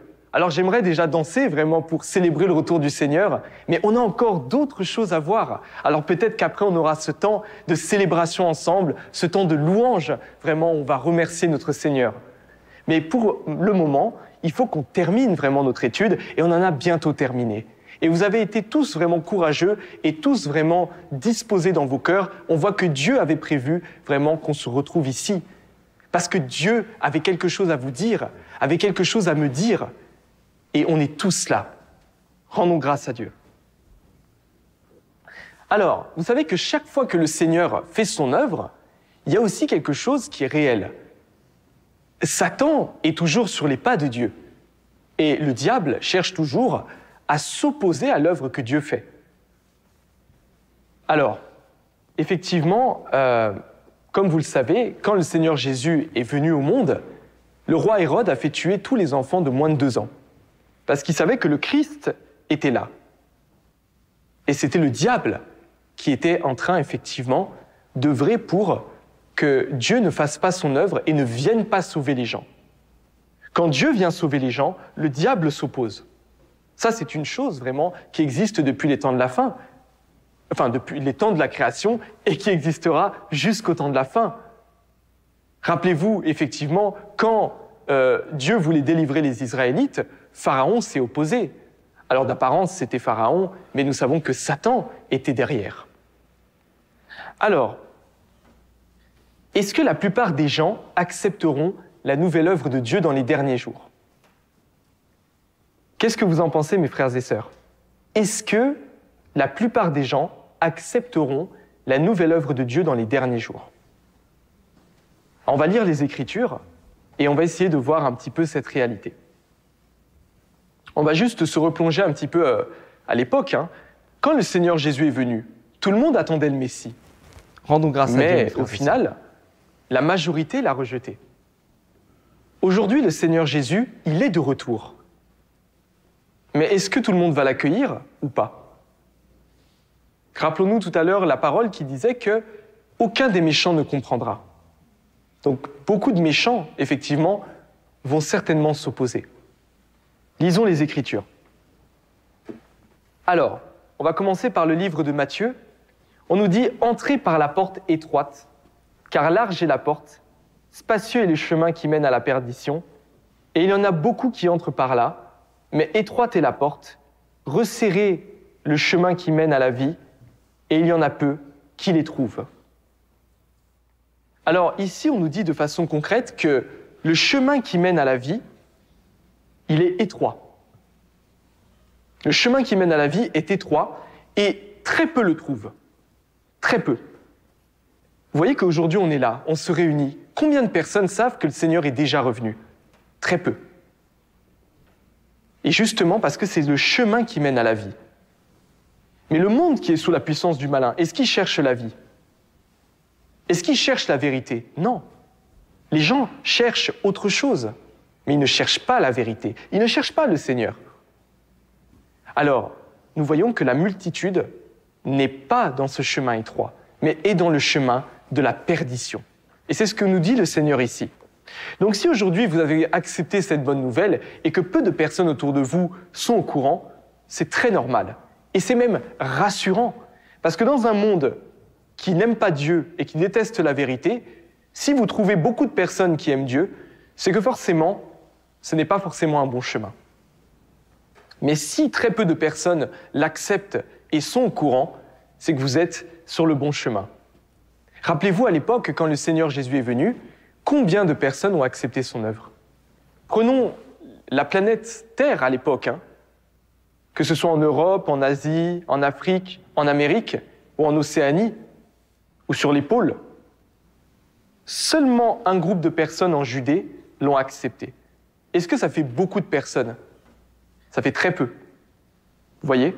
Donc c'était vraiment déjà ce cas-là. Le chemin qui mène à la vérité est très étroit.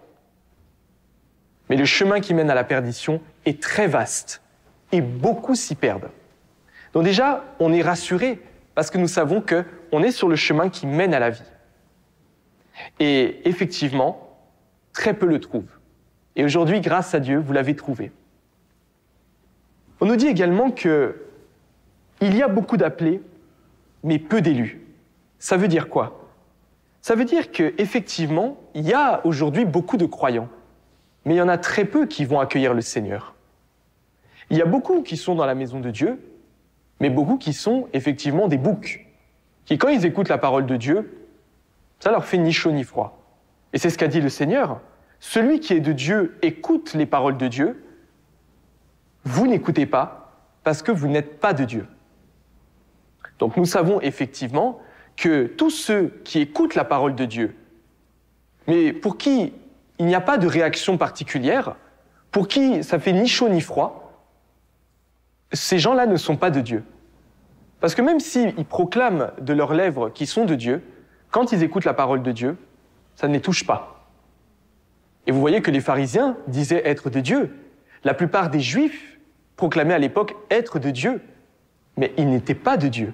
Parce que quand le Seigneur a prononcé les paroles d'éternité en éternité, a révélé tellement de mystères, pour eux, c'était un homme ordinaire. Ils reconnaissaient que oui, il y a une autorité, il y a une certaine sagesse. Mais de là, c'est pas l'Éternel.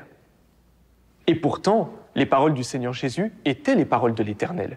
Elles étaient les paroles de vie et de vérité.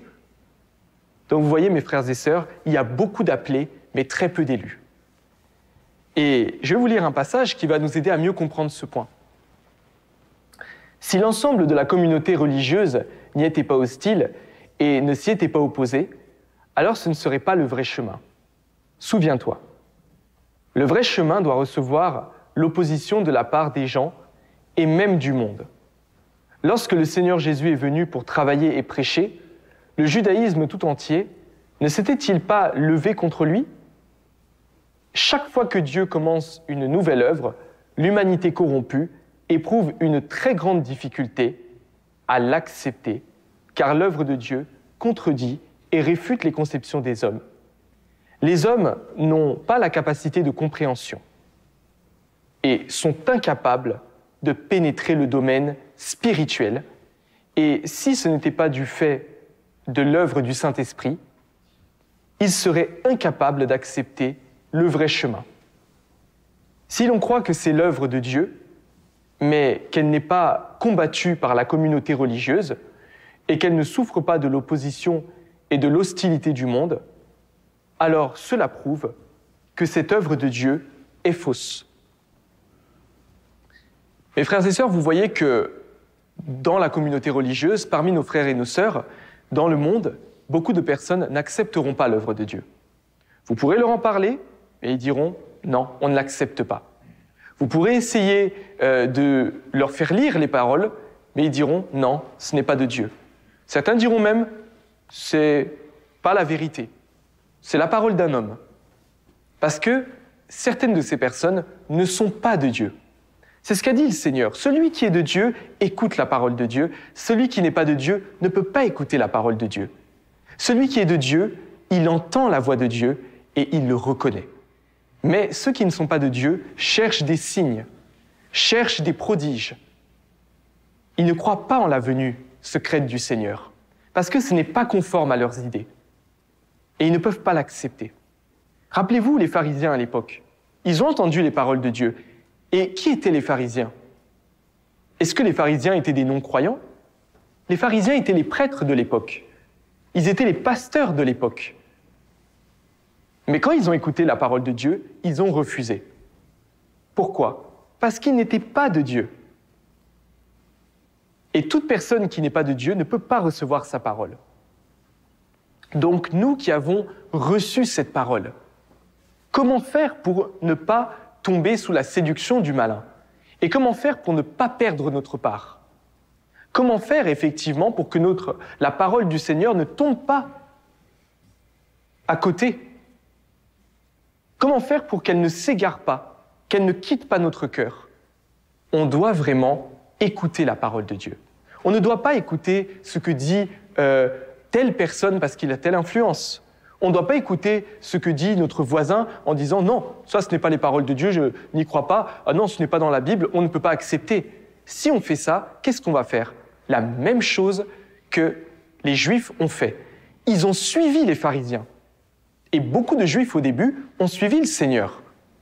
Les pharisiens ont eu peur. Ils ont dit « Mais si il continue à parler comme ça, tout le monde va le suivre. » Et là, ils ont fait des rumeurs. Ils ont commencé à répandre toutes sortes de mensonges, allant même jusqu'à dire qu'il n'était pas ressuscité. Et c'est pour ça qu'aujourd'hui en Israël, beaucoup ne croient pas en la résurrection du Seigneur. Et tout ça, c'était Satan qui passait par là pour empêcher les gens de recevoir la rédemption. Et de la même façon, Satan, il est vieux comme le monde. Satan, il ne change pas ses méthodes. Et aujourd'hui, il passera par le voisin, par le copain, par ceux qui ont de l'influence, pour nous dire que non, ce n'est pas l'œuvre de Dieu. Mais nous avons une clé aujourd'hui. Et l'apôtre Pierre nous l'avait dit, il faut obéir à Dieu plutôt qu'aux hommes. On doit obéir à la parole de Dieu. Puisque nous sommes de Dieu, puisque nous obéissons à Dieu, on doit obéir à sa parole et on doit suivre sa parole. Si nous suivons la parole de l'homme, alors qu'est-ce qu'avait dit le Seigneur Jésus? Si un aveugle suit un aveugle, ils tomberont tous les deux dans une fosse. Mais celui qui écoute les paroles de Dieu, eh bien, effectivement, il reçoit le chemin, la vérité et la vie éternelle. Alors, on doit vraiment sous-peser les choses et voir que ce que nous recevons aujourd'hui, c'est la vie éternelle. Ce qu'on a entendu tout à l'heure sont les paroles de la vie éternelle. Mais si on va écouter les paroles d'un homme, un homme qui est pécheur, un homme qui ne connaît pas la parole de Dieu, un homme qui ne croit peut-être même pas véritablement en Dieu dans son cœur, Dieu seul sonde les cœurs et Dieu seul sait. Alors vous pouvez voir que, à partir de ce moment-là, on sera perdu si on écoute vraiment quelque chose qui n'est pas la parole de Dieu. Donc là, mes frères et sœurs, ce que vous avez reçu aujourd'hui, c'est un trésor et il faut le garder. Et il faut étudier davantage, lire davantage ces paroles. La foi vient de ce qu'on entend, et ce qu'on entend vient de la parole du Christ. Ça ne vient pas de la parole des autres, mais de la parole du Christ. Donc vraiment, mes frères et sœurs, gardons ce trésor, gardons-le dans nos cœurs, serrons-le très fort, et rendons grâce à notre Seigneur, effectivement, qui nous a révélé aujourd'hui ces grands mystères. Et ainsi, nous avons vraiment pu terminer donc notre échange. Et effectivement, donc ce que le Seigneur avait dit à l'époque, il avait dit effectivement que celui qui a des oreilles entende ce que l'Esprit dit aux églises. Donc les paroles du Dieu incarné, les paroles du Seigneur Jésus sont venues jusqu'à vous. Mes frères et sœurs, si vous les avez reconnues, vous êtes les brebis de Dieu. Et cette bénédiction, personne ne vous l'enlèvera, pas même le diable. Mes frères et sœurs, on va faire une prière pour terminer vraiment notre session et on va prendre un temps de remerciement pour notre Seigneur et ensuite viendront les louanges, viendront les danses, viendront les réjouissances, viendront des questions certainement et les frères et sœurs viendront pour répondre à vos questions, pour répondre à vos préoccupations et pouvoir progresser dans ce nouveau chemin que le Seigneur a mis devant nous. Prenons un temps d'adoration et de prière. Seigneur Jésus, nous te remercions pour ce temps que tu as arrangé pour nous ce soir, puisque tous les frères et sœurs qui sont là ont reçu ta parole. Tous ceux que tu avais prédestinés ont reçu ta parole.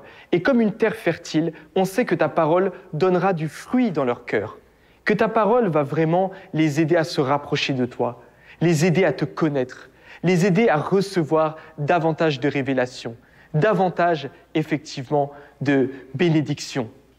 Aujourd'hui, tu nous as ouvert les portes et le chemin pour aller vers la purification, vers ce jugement qui commence par ta maison et qui est une sanctification, un salut.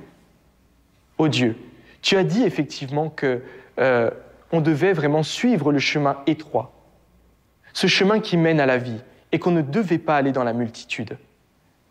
Que cette parole que tu as mise dans nos cœurs reste et vraiment prenne racine.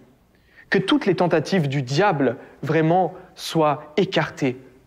Garde-nous, Seigneur, de la tentation et protège nos cœurs, protège nos âmes, protège nos esprits. Seigneur, je remets chaque frère, chaque sœur qui est là ce soir entre tes mains. Puisses-tu les protéger, les affermir dans leur foi et leur permettre de continuer à étudier ta nouvelle œuvre, leur permettre de continuer à suivre tes pas. Seigneur, garde-nous des tentations du diable et que ton esprit nous guide. Que la gloire revienne à notre Seigneur qui est revenu, le Tout-Puissant, le Dieu Tout-Puissant, le Seigneur Jésus revenu. Et on dit tous Amen. Amen. Amen. Mes frères et sœurs, on s'arrête là pour aujourd'hui. C'était un plaisir et on se retrouve très bientôt. Du moins, je vous encourage à étudier cette nouvelle parole, à aller davantage en profondeur, parce que le chemin de la vie éternelle vous a été donné par Dieu et tout est dans ces nouvelles paroles. À très bientôt.